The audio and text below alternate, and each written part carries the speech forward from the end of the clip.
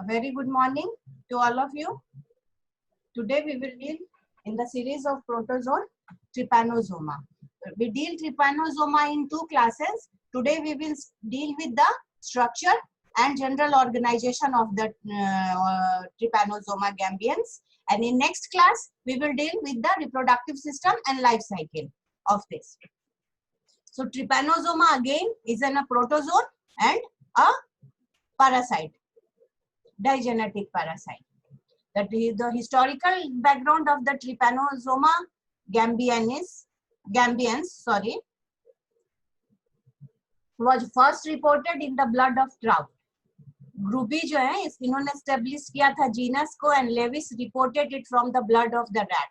ये बहुत सारे जो पहले मैन के पहले भी बहुत सारे साइंटिस्टों ने इसको डिस्कवर किया. Evans and Bruce describe trypanosoma from the blood of horse, camel and cattles. And जो Ford in 1901 first observe this parasite in the blood of man. उसके बाद अगेन इन 1901 में इन्होंने कन्वे किया था and it was again confirmed by Dutton in 1902.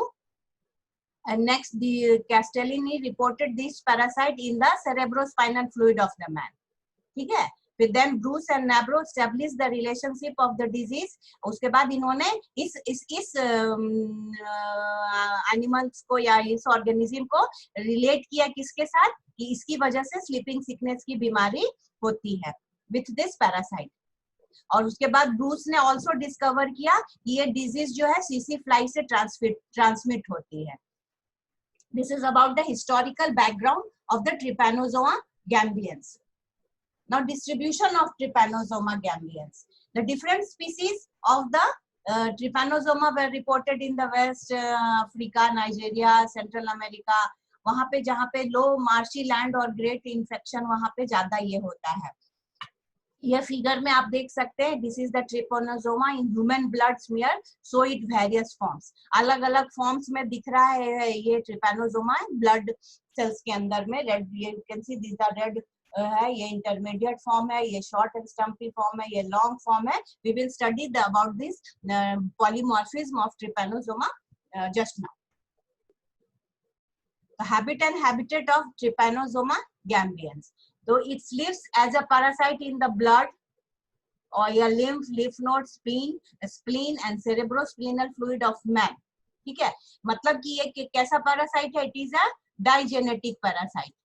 Because it consists two hosts for its life cycle. The one host is man and other host is CC fly. जो उसके intestine of blood sucking fly, Glossina palpalis. The scientific name of CC fly is Glossina palpalis. It is also a digenetic parasite. Or it is an endoparasite. ये endoparasite है और digenetic है. Digenetic because it has two hosts. The primary host is man and secondary host is CC fly. And now we will deal about the structure of the Trypanosoma gambians. The Trypanosoma gambians has a, अपने जैसा अभी figure देखा है वहां पे थोड़ा, has a cylinder, elongated, colorless, sickle shaped and flattened microscopic body है because it is a protozoan which is tapering at both ends. दोनों end से taper कर रहा है, मतलब कम हो रहा है. The anterior end is more pointed. जो anterior end होता है वो more pointed होता है than the posterior end. Posterior end जो होता है वो थोड़ा blunt होता है. Posterior end is blunt and anterior end is more pointed. Its body length varies from 15 to 30 microns. See how microscopic it is. And width of 1 to 3 microns. The shape and size of its body varies with the form in which, क्योंकि इसके बहुत सारे forms होते हैं, 4-5 forms होते हैं, तो जो shape and size है वो vary करता है कि वो किस form में है. ठीक है. You can see the generalized structure of Trypanosoma gambians. ये देखिए, ये देखो, ये ब्लंट एंड है, ये टैपरिंग एंड है ना. ये इधर टैपरिंग है, ये ब्लंट एंड है. इसके यहाँ से फ्लैजिलम निकला रहता है पूरा इस टाइप से. ये फ्लैजिलम है इधर, यहाँ से निकल रहा है. देखिए ब्लेरोब्लास्ट से बेसल ग्रेन्यूल से फ्लैजिलम निकल रहा है. ये न्यूक्लियोलस है, ये न्यूक्लियस है. These you can see these are reserved foods material. ये एंडोप्लाज्म है. एक्टोप्लाज्म है, जैसा हमने पैरामीशियम और दूसरे प्रोटोजोन में भी पढ़ा था outer ectoplasm, under ectoplasm, and the outer it is covered by pellicle.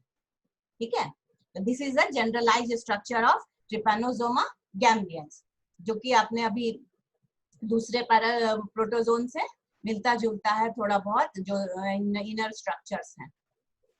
Pellicle and undulating membrane. जो we know that the body is covered with a thin elastic and firm pellicle. जो बाहर body है वो pellicle से, पूरे body में pellicle से covered है. It maintains its shape, उसकी वजह से शेप मेंटेन रहता है the body. And pellicle is made of fine fibrils. Fine fibrils जो पूरे बॉडी में रन करते हैं उसके ये बने होते हैं. These fibrils are called as microtubules. ये जिस फाइब्रिल्स के बने होते हैं, these fibrils are known as microtubules. And the pellicle is pulled out into an irregular membrane fold to one side when its flagellum beat. जब beat करते हैं तो वहां का जो मेम्ब्रेन है वो थोड़ा इरेगुलरली बाहर आ जाता है उस फोल्ड में जिस साइड से वो बीट करते हैं, और उस फोल्ड को हम लोग कहते हैं अनडुलेटिंग मेम्ब्रेन. जहां से बीट करने से वहां पे एक फ्लैप जैसा निकल जाता है, उस फोल्ड को हम लोग कहेंगे undulating membrane, which is suppose to be an adaptive structure for the locomotion in viscous and. अगर ये ब्लड और लिम्फ में होता है वहां पे इसको सपोज किया जाता है कि जो ये अनडुलेटिंग मेम्ब्रेन है वो वहां पे इसको लोकोमोशन में हेल्प करता है. It is adapted for locomotion. जहां ये एंडोपैरासाइट में अगर ब्लड और लिम्फ के अंदर प्रेजेंट है वहां पे इसको लोकोमोशन में दिस अनडुलेटिंग मेम्ब्रेन हेल्प्स. जो फ्लैजिलम है, फ्लैजिलम आपने देखा था सिंगल फ्लैजिलम है, एक फ्लैजिलम है. ये देखिए ये अनडुलेटिंग मेम्ब्रेन, यहाँ से ये जो बाहर जैसे निकल गया है ना, दिस इज अनडुलेटिंग. ये जो है अनडुलेटिंग मेम्ब्रेन है. और फ्लैजिलम हमने देखा सिंगल फ्लैजिलम है. इसमें flagellum is single in trypanosoma. It is uniflagellate, इसीलिए एक फ्लैजिला है, इसीलिए हम लोग इसको यूनिफ्लैजिलेट कहेंगे. और फ्लैजिलम कहाँ से अराइज कर रहा था अभी मैंने दिखाया.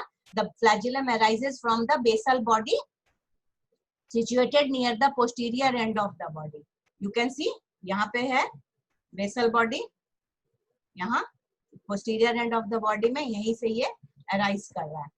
A flagellum runs forward and remains attached to the along the length of the body, marking the boundary of undulating membrane. ये पूरा बाउंड्री वहाँ पे undulating membrane फॉर्म करते हुए ऊपर की ओर रन करता है. After reaching the anterior end of the body, जब ये बाहर anterior end तक पहुंच जाता है तब ये flagellum free हो जाता है and hangs free as a free flagellum.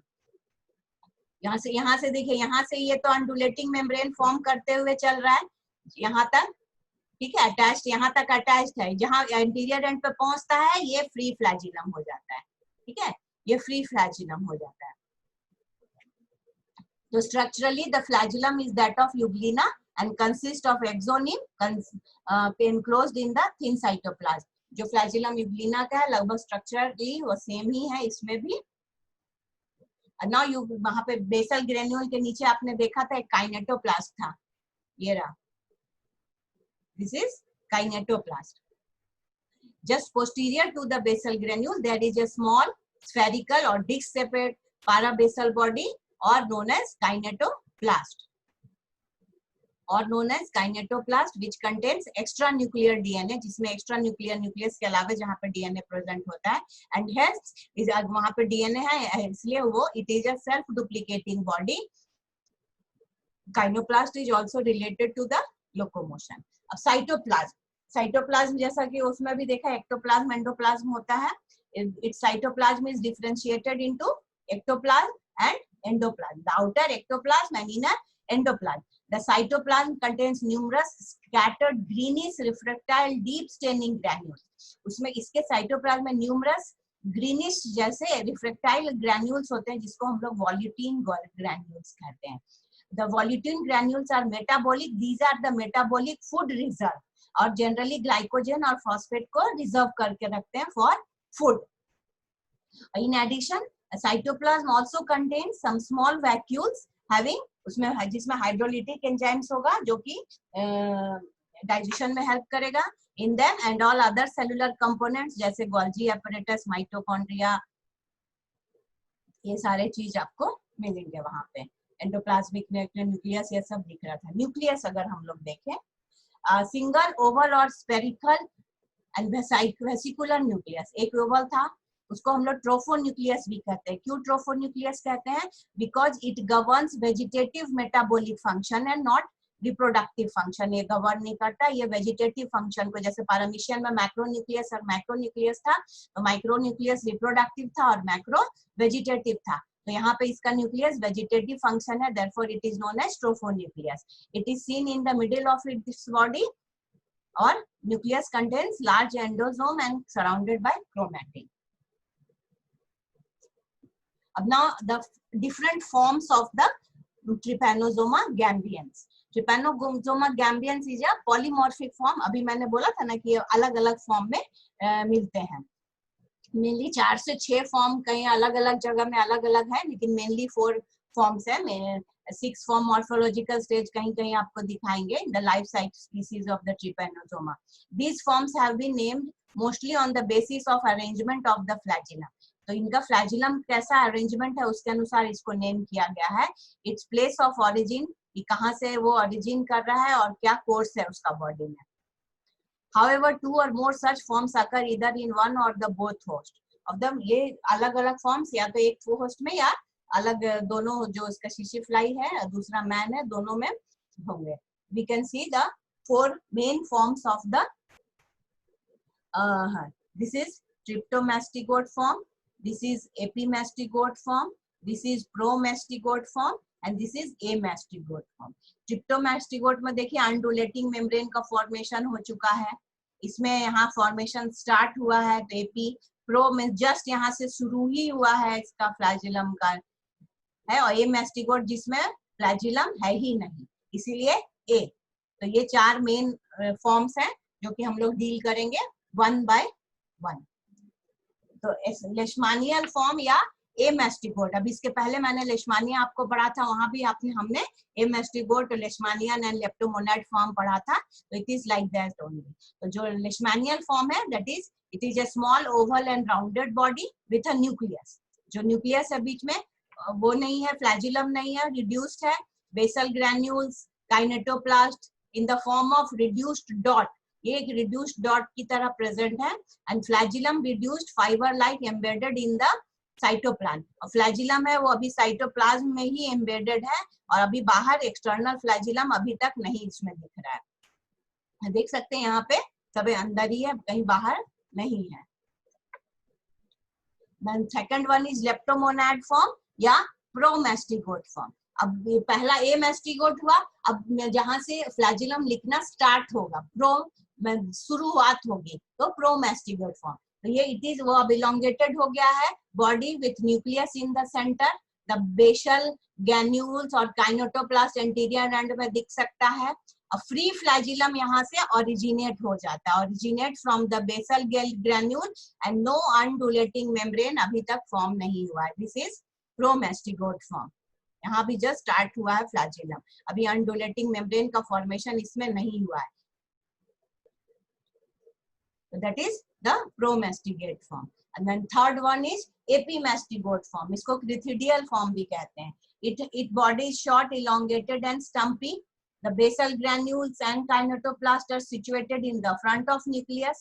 Nucleus के सामने situated रहते हैं। A long flagellum arises from the flagellum वहां पे अराइज हो जा रहा है, एंड एंटीरियर में फ्री भी है, और अनडुलेटिंग मेम्ब्रेन यहाँ इल डेवलप्ड है, मतलब कम डेवलप्ड है, मतलब कि अनडुलेटिंग मेम्ब्रेन का डेवलपमेंट यहाँ पे स्टार्ट हो चुका है। देखिए इसमें अनडुलेटिंग इतना जितनी अच्छी तरह से ट्रिप्टोमास्टिगोट फॉर्म में है, यहाँ पे अनडुलेटिंग मेम्ब्रेन का इल डेवलप्ड है, इसीलिए ये एपिमास्टिगोट फॉर्म। यहाँ पे अनडुलेटिंग मेम्ब्रेन है ही नहीं, और इसमें फ्लैजिलम भी नहीं है। Now fourth one is trypanosomal form और tryptomastigate form। यहाँ पे जो अभी हमने एक टिपिकल स्ट्रक्चर देखा जो ट्रिपैनोसोमा का वही है। Its body is elongated and slender. The basal granule and kinetoplast are situated at the posterior end of the body. Flagellum large है, becomes free है, और undulating membrane जो है वो well developed है। ये इसमें और उसमें क्या डिफरेंट है? undulating membrane इसमें well developed है, और इसके पहले वाले में ill developed था। So these are the 4 forms of trypanosoma. अब now how does the Trypanosoma locomotion इनमें कैसे होता है? तो ट्रिपैनोसोमा जो है वो परफॉर्म करता है by the movement of the wavy movement of the undulating membrane and the flagellum. जो अंडुलेटिंग मेम्ब्रेन है उसके मूवमेंट और फ्लैजिलम के मूवमेंट से वो लोकोमोशन करता है। और दे स्विम, अब कहाँ रहेगा, ब्लड में या लिम्फ में रहेगा, in the direction of the pointed end of the body. जिधर पॉइंटेड एंड है बॉडी का उधर से ये स्विम करेगा, being propelled by the wave motion of the undulating membrane. Undulating membrane की और अंडुलेटिंग मेम्ब्रेन एंड फ्लैजिलम के बीटिंग की वजह से वो प्रोपेल होगा आगे की ओर, जैसे धक्का देते हैं वैसे, किस साइड से, जिधर एंटीरियर एंड से, जहां बॉडी टैपरिंग है। न्यूट्रिशन, ये तो सैप्रोजोइक हो गया बिकॉज ये पैरासाइट है। तो it feeds by the osmotrophy on the blood and tissue fluid of its host.